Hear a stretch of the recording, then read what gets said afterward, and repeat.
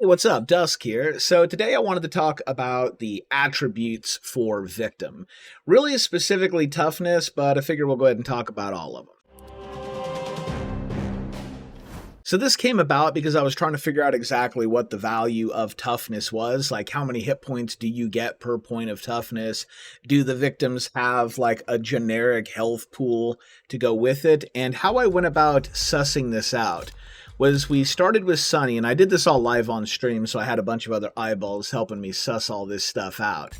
But what we did is we did Sunny at his base, hold on, let me get this over here, at his base toughness of 15, and we put Sanguine Shadows on him, and I just went and got beat up till we just had like a little tiny chunk of health left. And at tier 3 on Sanguine Shadows, you get 2 hit points per second back. So we could literally count the ticks and just be like 2, 4, 6, 8. And then when it stopped healing, we knew we're at 60% of the total health. And with Sunny, when he fully healed from Sanguine Shadows, and we guesstimated about 10 hit points for that little block based on what we ended up with when we were doing counting, we got close to about 60, which meant that a full health Sunny would have been about 100 health. And then what we did is I bumped him up to 35 toughness, and we did it again. The reason I did 35 toughness is because our next target, or our next test subject, was Anna, who has a base of 35 toughness. And then we did the same test with Anna, and then I bumped Anna's toughness up to 50, and then we tested with her again. Same thing, we would just go get beat up until there was just a little tiny, as small of a chunk as we could get in a live match, because I didn't have anybody to make a custom with. And we were able to guesstimate roughly about what the hit points were and the value of the individual toughness. And what we came up with is that there is a shared base pool. Every victim seems to have 85 health in their base pool, and you get 1 additional hit point per point of toughness.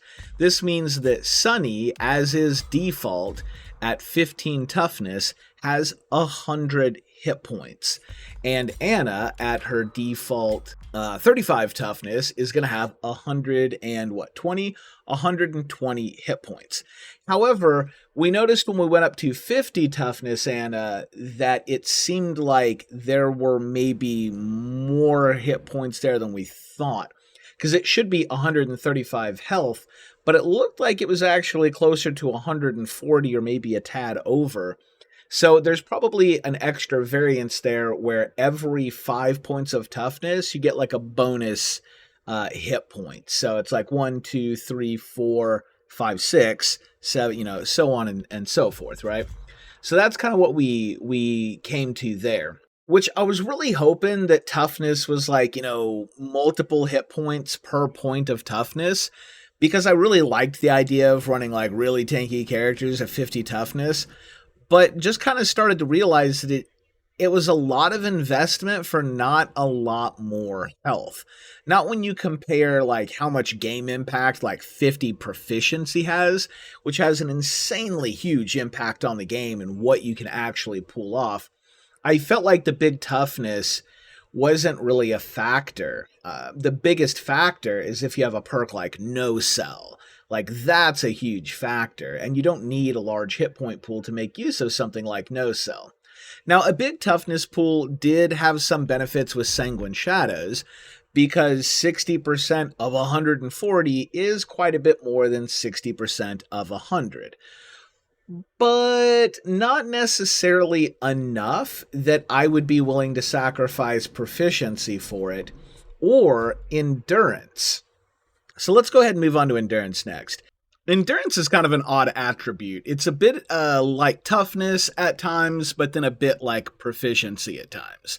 It's like Toughness because you appear to have a pretty big base pool, and adding more points to Endurance doesn't necessarily increase the pool. Heck, it might not increase the pool at all. It might just make it so that you spend less Endurance whenever you do a dash or jog or something like that. At least that's what the description kind of leads us to believe. But I feel like it's similar to Proficiency in that for it to really be effective, you need to be like at, the 35 to 40 range. Like, you've kind of got to be up there a little bit.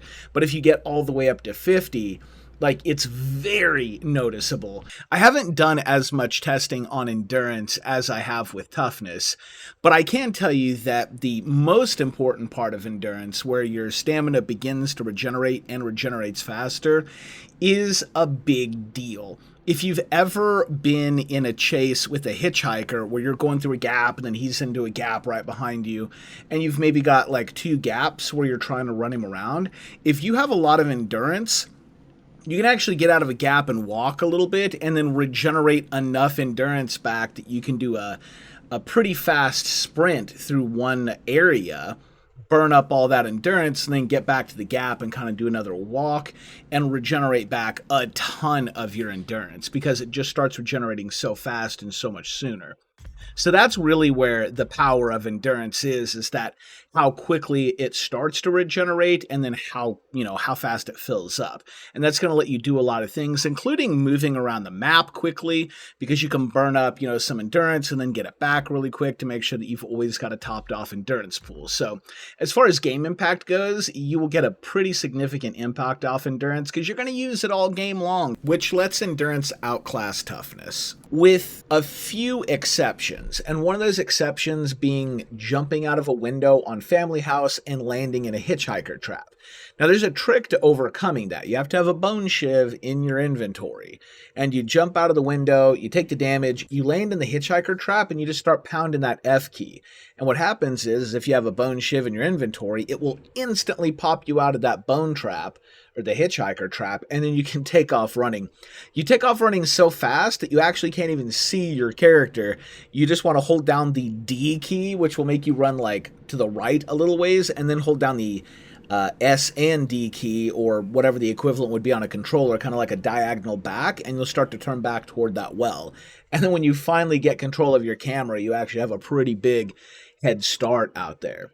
That's the one scenario where you want a little bit of toughness. I feel like minimum you probably want 20 to 25 toughness, because some hitchhikers do spec heavily into the bleed out damage spec, and you're going to want to make sure that you have enough hit points to survive the window crash, contact with the trap, and then the bleed out damage that's going to get you across the yard, make sure that you can actually get down the well. And I definitely, if you do that, make sure that you do have stunt double. If you don't have stunt double, you're just going to die.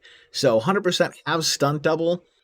And this brings us to strength, which I think is the worst attribute in the game, unfortunately. It does have some effects, but your overall effect in the game is pretty mediocre at best. It's supposed to be good at helping raise grates, but I haven't really noticed where that's a factor. For raising grates, stealth is actually the superior stat, believe it or not. Because if you're not trying to be quiet, anybody can flip those grates open in like a quarter of a second or half a second. So it's not really like, it doesn't do anything. It doesn't seem to help that much in grappling. So as far as I can tell, almost everybody uses a macro anyway. So as long as your health is high and you're running the macro, you're probably fine. If you're not running a macro, you probably want to avoid grappling at all costs, especially since you can get insta-killed so easily. And that really just leaves it for the extended backstab duration. And that's only really going to be probably helpful at a pressure tank scenario. But FAM has been pretty good about sending 2 family members to make sure that you can't do that. And with the latest patch, you can only really stun the family member once, and then they can go ahead and get the pressure tank turned off, right?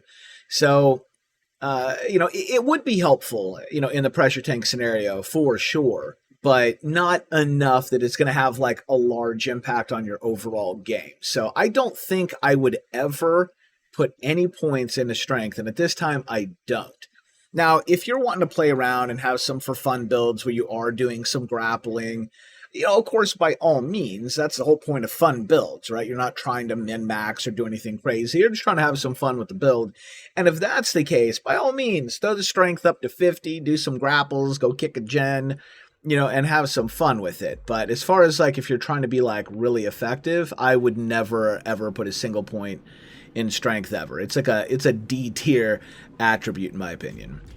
And so that brings us to proficiency, which is the S tier attribute. Hands down, the most effective and most powerful attribute in the game. And about the only way you can really deal with a cook that has, the security pins on his locks, right? This is what opens up the map. This is what puts pressure on family. This is what gets you out of the basement. This is what helps you look for tools, helps you get your bone scrap faster.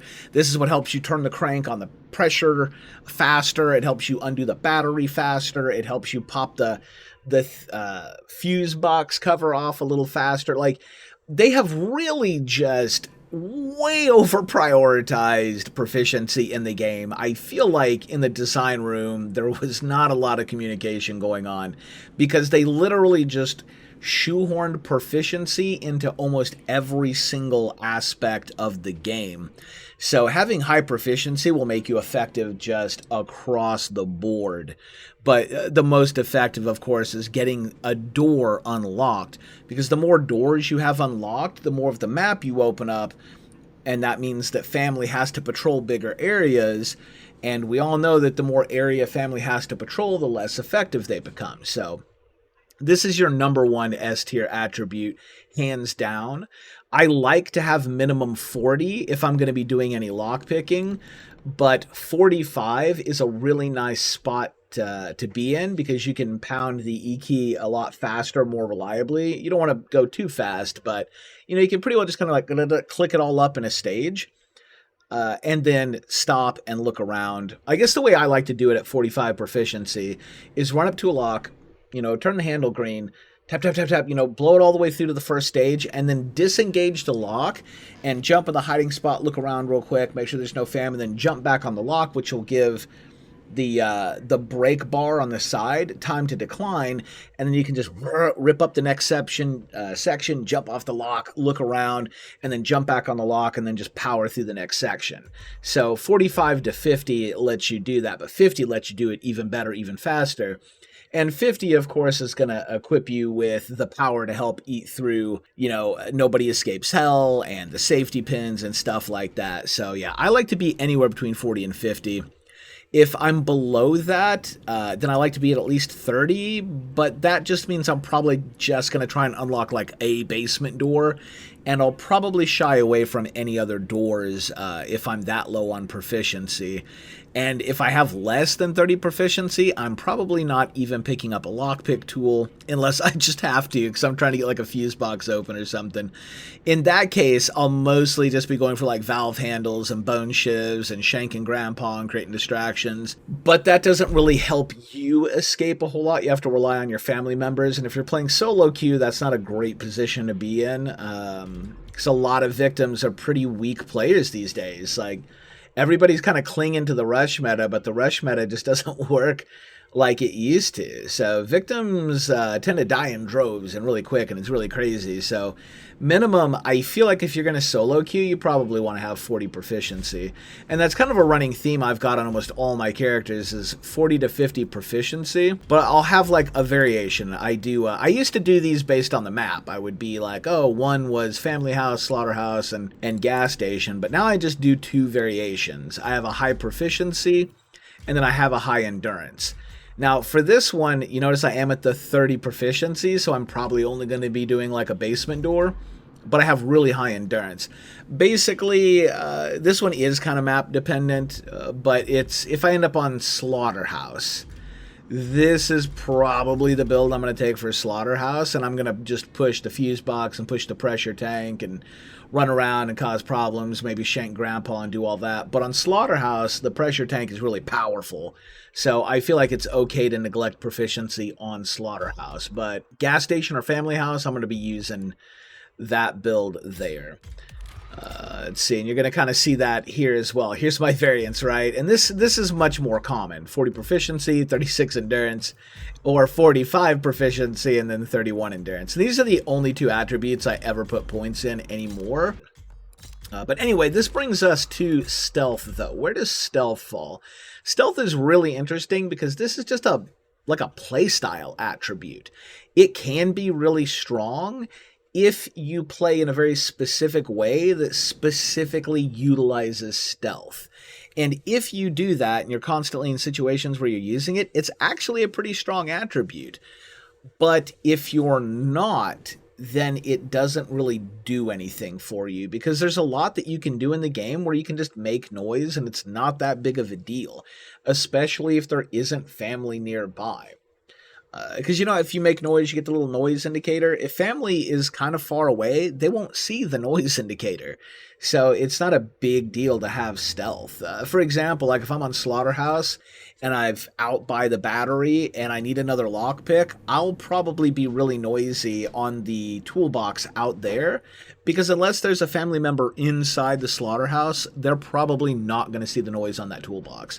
So I can go ahead and rip it out of the toolbox real quick and then hit the gate, and I'm good to go after that, right? However, if you do utilize stealth, this does open you up to do things like walk through the metal grates to open through crawl spaces, rip through toolboxes, and do all this right under the nose of family. Which means if you're trying to, like, let's say, juke somebody upstairs in family house and all the grates are closed, you can basically pop all those open in about half a second, so all the grates are secretly open to you, and family may not realize that. If they don't see any noise or anything like that, they might get very confused about how you manage to rotate or get around them, or maybe get downstairs and they're still upstairs looking for you, or vice versa, right? So stealth can be very impactful, but only if you specifically go out of your way to use it. So this kind of makes stealth like weird. It's essentially like a B tier attribute, because you don't need it to make a lot of impact in the game, but it can be. So it's almost like a Schrodinger's cat sort of thing. It is like B tier, but simultaneously A tier, right? It still doesn't outperform Proficiency no matter how much you try to use it, but it does perform well. I would say as a rule of thumb, if you are a Proficiency user, never, ever, ever exceed your Proficiency count. So if I have Proficiency 37, do not have stealth higher than 37. If you want to go farther up, put some points in your Proficiency and then raise the stealth again. Having higher stealth in your Proficiency, I feel like, is probably a waste, given that Proficiency has so much more impact. But me personally, I don't really have a playstyle that utilizes stealth heavily, so I will not be utilizing stealth all that heavily. So yeah, that pretty much sums up my thoughts on attributes. And as far as when it comes to perks, I literally change the perks in the lobby every single game. Anyway, hope you guys liked the video, found it helpful. Don't forget to hit the like button. Also, don't forget to check out the sponsor, Cutscene. This stuff is super high quality, man. And they make it in a facility that is FDA approved and regulated. They've consulted sleep scientists and all kinds of stuff. So it's a super high quality product. Anyway, we'll catch you in the next one.